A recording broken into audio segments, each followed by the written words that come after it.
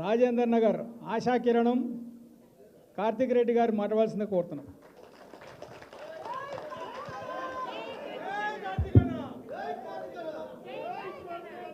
కేసీఆర్ ఒక్క మినిట్ జై తెలంగాణ, కేసీఆర్ గారి నాయకత్వం. ఈ మధ్యలో ప్రభుత్వం చాలా కుతకుతలాడుతున్నది. ఎవరినో ఒకరిని లోపల వేయాలి, ముఖ్యంగా రామన్నను ఎట్లన్నా వేయాలి లోపల వేస్తే బీఆర్ఎస్ పార్టీకి ఏదో అవుతుంది, మనం అందరం నీరసపడిపోతాం అనుకుంటుర్రు. ముఖీద్ సాబ్కి 5 నిమిషాలు టైం ఇస్తేనే రేవంత్ రెడ్డికి 5 రోజులు పడుకోకుండా స్పీచ్ ఇచ్చిండు. రామన్నను లోపలేస్తే ఎట్లయితుంది? ఈ విషయం తెలుసుకోవాలా. కేసీఆర్ గారు తయారు చేసిన సైనికులం మనం ఎట్లా తయారమైన విషయం ప్రభుత్వంలో ఉన్న పెద్దలు చిన్న శాంపుల్ సైజ్ 5 నిమిషాలు మాట్లాడిన వెంటనే అనగరంగా 20 నిమిషాలు మాట్లాడిన ముఖీద్ సాబ్కి ధన్యవాదాలు. ఈరోజు మన ముఖ్యంగా మణికొండ మున్సిపాలిటీ నుంచి 4 సంవత్సరాలు ఇంకా అధికారం ఉండంగా కూడా మామూలు రాజకీయాలు ఎట్లుంటుంది, 4 రోజులు అధికారం కూడా వదులుకోరు. 4 రోజులు అధికారం ఉందంటే చూద్దాం మన ఎలక్షన్ రోజుకి వస్తాంలే పార్టీలు అని అనుకున్న ఈ కాలంలో 4 సంవత్సరాలు ఇంకా అధికారం ఉండంగా కూడా ఈ కాంగ్రెస్ పార్టీ ప్రభుత్వం, కాంగ్రెస్ పార్టీ పరిపాలన తెలంగాణకు, రంగారెడ్డి జిల్లాకు, ముఖ్యంగా రాయన్నరికి అసలు పనికిరాదు.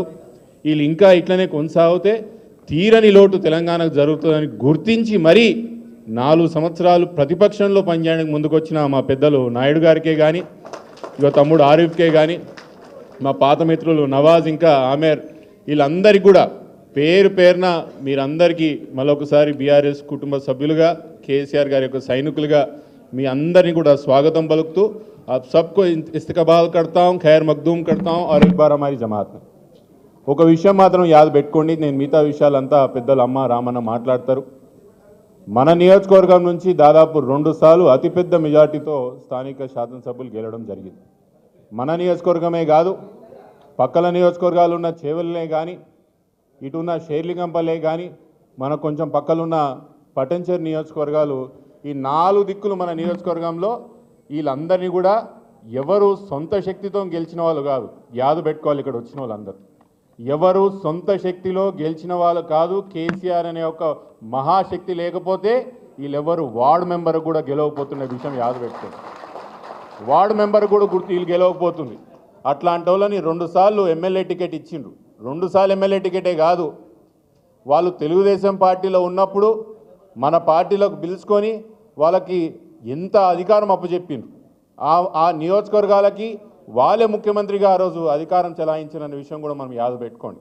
అట్లాంటి 10 సంవత్సరాలు మీరు ముఖ్యమంత్రిగా కేసీఆర్ గారు ఉన్నప్పుడు 10 సంవత్సరాలు మీ నియోజకవర్గంలో ఇంత ఆధిపత్యం చేసిరు కదా. 10 సంవత్సరాలు మీరు కేసీఆర్ గారు అధికారం పెట్టుకొని మీరు అక్రమ సంపాదన చేసిరు కదా. మీ కార్యకర్తలకి మీరు అనేక పదవులు ఇచ్చిరు కదా. 10 రోజులు కూడా కేసీఆర్ గారి అధికారం లేకపోతే ఎందుకు ఉండలేకపోతున్నారు అనే విషయం మనం అందరం కూడా అర్థం చేసుకోవాలి.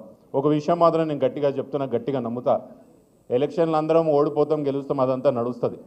కానీ ఎవరైతే ఎమ్మెల్యేలు కేసీఆర్ గారిని వదిలిపోయినరో వాళ్ళు ఓడిపోవడమే కాదు, రాజకీయ సమాధి ఈ రోజుకి కట్టుకున్నారనే విషయం మాత్రం యాద పెట్టుకోండి అంట. ఎన్నికలు గెలుచుడు చాలా దూరం ఉన్నది. వాళ్ళు ఎన్నికలు గెలుచుడు ఏముండదు. ఇంకా వాళ్ళు పొలిటికల్గా అందరు కూడా ఖతమైపోయారనే విషయం యాద పెట్టుకోండి. గమ్మత్తున్నది, నాకు కాంగ్రెస్ పార్టీ కార్యకర్తలను చూస్తుంటే నిజంగా బాధేస్తున్నది. నిజంగా సానుభూతి ఉన్నది నాకు కాంగ్రెస్ పార్టీ కార్యకర్తలను చూస్తుంటే. 10 సంవత్సరాలుగా జెండా కూలీలు అయినరు మీరు. సామాన్య కాంగ్రెస్ పార్టీ కార్యకర్తలు 10 సంవత్సరాలు వాళ్ళు అపోజిషన్లో ఉన్నప్పుడు జెండా కూలీగా మారినరు. ఈరోజు అధికారంలో కాంగ్రెస్ పార్టీ వచ్చిన తర్వాత ఇక మనోళ్ళే అవతలపోయి మళ్ళీ వాళ్ళే పదవులు తెచ్చుకుంటారు. మనోళ్ళు అంటే మన పార్టీ మొన్నటి వరకు ఉన్నారు, మనోళ్ళు ఏం కాదు వాళ్ళు, మొన్నటి వరకు మన పార్టీలు ఉన్నోళ్ళు. ఎంత విచిత్రం రాయందర్ నియోజకవర్గంలో అంటే ఇంకా కాంగ్రెస్ పార్టీ కండువాలు కూడా వేసుకోలేదు వాళ్ళు. వాళ్ళకి నామినేటెడ్ పోస్టులు వచ్చినాయా లేదా? వచ్చినాయిలే. వాళ్ళు కనీసం కాంగ్రెస్ పార్టీ కండువా కూడా వేసుకోలేదు.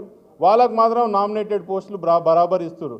కాంగ్రెస్ పార్టీ కార్యకర్తలు నిజంగా మిమ్మల్ని చూస్తుంటే నాకు నిజంగా బాధ వేస్తున్నది. మీరు ఇంకా జీవితం అంతా ముఖ్యమంత్రి కూడా వేరే పార్టీకి వెళ్ళి వచ్చి ముఖ్యమంత్రి అయినరు.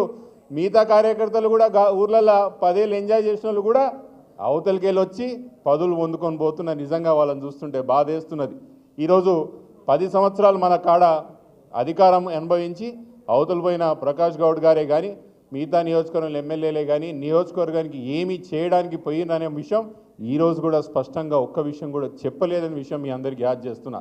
ఇదొక విషయం అయితే ఇంకా రాష్ట్రంలో ఒక విషయం చెప్పి రామన్నకు నేను మైక్ ఇస్తా. ఇంకా తెలంగాణలో ఇంకా పార్టీలు ఏవి లేవు, రెండే రెండు ఉన్నాయి.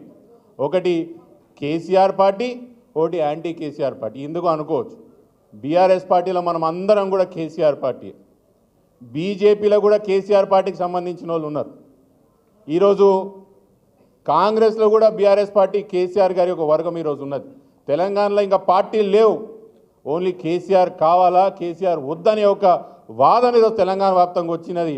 ఈరోజు ఎలక్షన్ పెడితే కాంగ్రెస్ పార్టీకి 5 సీట్లు రావనే విషయం చెప్తున్నాను. వాళ్ళని అంటనాడుతున్న బీజేపీ వాళ్ళకు కూడా ఏం తెలంగాణ వాళ్ళని మనమేమి అమాయకులు అనుకుంటున్నారు. తెలంగాణ వాళ్ళు అమాయకులేం కాదు, నమ్ముతాం. ఒకసారి నమ్మిన తర్వాత మాత్రం బాగా అర్థం చేసుకొని బాత కూడా పెడతాం.